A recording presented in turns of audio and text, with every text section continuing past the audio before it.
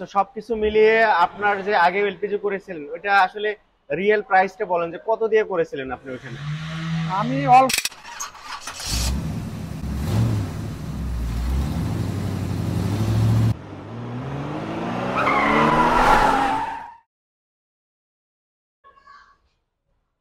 আসসালামু আলাইকুম সবাইকে, বাংলা টেক ডেস্কে খন্দকার শরীফ। আর আপনারা জানেন যে সবসময় নিয়মিত এলপিজির বিভিন্ন আপডেট দিয়ে থাকি আপনাদেরকে।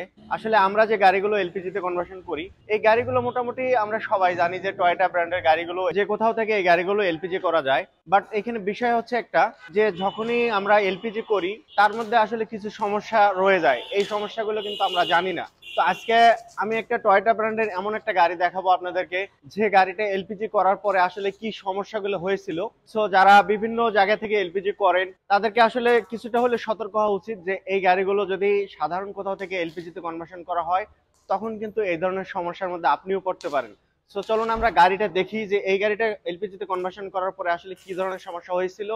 যে গাড়িটা নিয়ে এসেছে গাড়িটার ওনার সাথে একটু কথা বলে দেখবো এই বিষয়গুলো আমরা তার কাছ থেকে জানি এবং উনি কোথা থেকে এসেছিলেন। যে গাড়িটার কথা বলেছিলাম এটা হচ্ছে সেই গাড়িটা। এই গাড়িটা আপনারা মোটামুটি যারা দেখতেছেন সবাই কিন্তু গাড়িটাকে চিনেন, অনেক পরিচিত টয়োটা ব্র্যান্ডের এক্সিও ফিল্ডার গাড়ি। সবচেয়ে বড় কথা হচ্ছে কোন ব্র্যান্ড দিয়ে এলপিজি করেছে, কোথা থেকে এলপিজি করেছে, এই বিষয়গুলো কিন্তু অনেক বড় একটা ফ্যাক্ট। তো তারপরে হচ্ছে এই গাড়িটা যে ব্র্যান্ড দিয়ে এলপিজি করা আছে সেটা কিন্তু অনেক ভালো একটা ব্র্যান্ড, অনেক ভালো ব্র্যান্ড দিয়ে এলপিজি করেছিল, তারপরে কিন্তু গাড়িটা ভালো সার্ভিস পায়নি। সো এই গাড়িগুলো যদি এলপিজিতে কনভার্সন করা হয়, এই গাড়িগুলোতে কোনো ধরনের সমস্যা হয় না এলপিজিতে কনভার্সন করলে। কিন্তু দুঃখের বিষয় হচ্ছে যে এই গাড়িটা এলপিজিতে কনভার্সন করার পর গাড়িটা দেখেই বোঝা যাচ্ছে যে গাড়িটার অবস্থা আসলে কি। সো সবকিছু মিলিয়ে এটাকে পুনরায় কিন্তু আবারও এলপিজিতে কনভার্সন করা হচ্ছে। এই যে ভদ্রলোক গাড়িটা এলপিজিতে কনভার্সন করেছিল, কেউ কিন্তু চায় না তার গাড়িটা খারাপ চলুক। সবাই চায় গাড়িটা একটু ভালো চলবে, সার্ভিস ভালো দিবে, এটা কিন্তু সবাই চায়। সো পুনরায় কিন্তু আবারও এই গাড়িটা এলপিজিতে কনভার্সন করা হচ্ছে। আসলে এটার মেইন রিজনটা কি? মেইন রিজন হচ্ছে নন ব্র্যান্ড কোম্পানি। নন ব্র্যান্ড কোম্পানি থেকে যদি আপনি সস্তা দামে এলপিজি করতে যান তখনই কিন্তু এই ধরনের সমস্যা হতে পারে।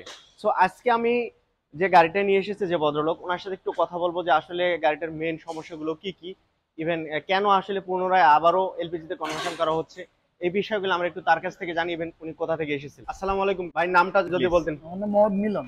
মিলন ভাই, মিলন ভাই কেমন আছেন? আছে আলহামদুলিল্লাহ। আচ্ছা, গাড়িটা নিয়ে এসেছে মিলন ভাই। মিলন ভাই কোথা থেকে এসেছিলেন? আমি রাজবাড়ী জেলা। রাজবাড়ী থেকে? অনেক দূর থেকে এসেছেন। জি জি। আর যে কথাটা আমি বলতে চাচ্ছি আপনাকে, তো ঢাকা শহরে তো আসলে আরো অনেক এলপিজি কনভার্সন ওয়ার্কশপ আছে। তো সবকিছু বাদ দিয়ে আপনি অনেক দূর থেকে এসেছেন একটিভ এলপিজি কনভার্সন ওয়ার্কশপে। আর আপনার গাড়িটাও এর আগে এলপিজি করাইছিল? জি জি। আমি কোথা থেকে করাইছিলেন? রাজবাড়ী থেকে। রাজবাড়ী থেকে করিয়েছিলেন। কিন্তু কাজটা ভালো হয় না, জ্বালানি বেশি খাই তো আর মানে হিট হয়ে যেতে যায়, মানে ও কাজটা কমপ্লিট করতে পারে না। মালগুলো ভালো, হ্যাঁ ভালো একটা ব্র্যান্ডে কিন্তু এলপিজি করেছিল, কিন্তু সেটিংটা ভালো করতে পারেন না, যার জন্য। কতদিন আগে এলপিজি করেছিলেন? 4-5 মাসের মতো হয়েছে। 4-5 মাস হয়ে গেছে। সো এর মধ্যে আসলে আপনি স্যাটিসফাই না? ভালো না না সার্ভিস না, না? পাইনি বলে তো আমি অনেক শুনতে শুনতে এখানে আসছি। আমাদের রাজবাড়িতে অনেকগুলা গাড়ি এখান থেকে করছে। আচ্ছা, অনেক দামি দামি গাড়িও করছে, পর ওনাদের মাধ্যমে আমি আসছি আর কি। আচ্ছা আচ্ছা। এখানে So, এবং আজকেই ফার্স্ট এখানে আসছে। আচ্ছা প্রথম আসছে জি, এখানে। জি। তো সবকিছু মিলিয়ে আপনার যে আগে এলপিজি করেছিলেন ওটা আসলে রিয়েল প্রাইসটা বলেন যে কত দিয়ে করেছিলেন আপনি ওখানে? আমি অল কমপ্লিট 45,000 টাকাতে করছিলাম। 45,000 45,000 টাকা দিয়ে এলপিজি করেছিল উনি। তো 45,000 কিন্তু অনেক টাকা, অনেক টাকা দিয়ে এলপিজি করেছিল, তারপরে কিন্তু গাড়িটার সার্ভিস ভালো পায়নি। তো সবকিছু মিলিয়ে আমি বলবো ঢাকা শহর কিংবা ঢাকার বাইরে হোক, যেখান থেকে এলপিজি করেন না কেন, নন ব্র্যান্ড কোম্পানি থেকে এলপিজি করলে কিন্তু এই ধরনের সমস্যা কিন্তু আপনারা পড়তে পারেন। আর মিলন ভাই কিন্তু তার আসলে চাক্ষুষ প্রমাণ। মিলন ভাই নিজেই, গাড়ি তো আপনার নিজের গাড়ি, আমি নিজেই চালাই। নিজের গাড়ি নিজেই ড্রাইভ করেন। জি। সো আমরা মিলন ভাইয়ের কাছ থেকে জানলাম যে গাড়িটার বিষয়ে যে বলছে নন ব্র্যান্ড কোম্পানি থেকে করার পরে আসলে ওনার কি সমস্যা হয়েছিল। সো সবকিছু মিলিয়ে একটিভ এলপিজিতে আসার মেইন রিজন হচ্ছে এর আগে যারা করেছে তাদের কাছ থেকে জি জি, পরামর্শ এবং নিয়েছেন। তাদের কাছ থেকে নাম্বারটা পেয়েছি। আচ্ছা, তো সবকিছু মিলিয়ে আপনার কাছে মনে হচ্ছে এখানে আমি ভালো আশা হবে? করি অবশ্যই। আচ্ছা, সো আশা করি মিলন ভাইয়ের গাড়িও ভালো চলবে। ইভেন আপনারাও চেষ্টা করবেন যে ব্র্যান্ডের কোম্পানিগুলো যেগুলো আছে, যাদের বিস্ফোরক ফায়ার ট্রেড লাইসেন্স আছে, এই ধরনের ব্র্যান্ডের কোম্পানিগুলো থেকে করলে আশা করি আপনাদের গাড়িও ভালো চলবে।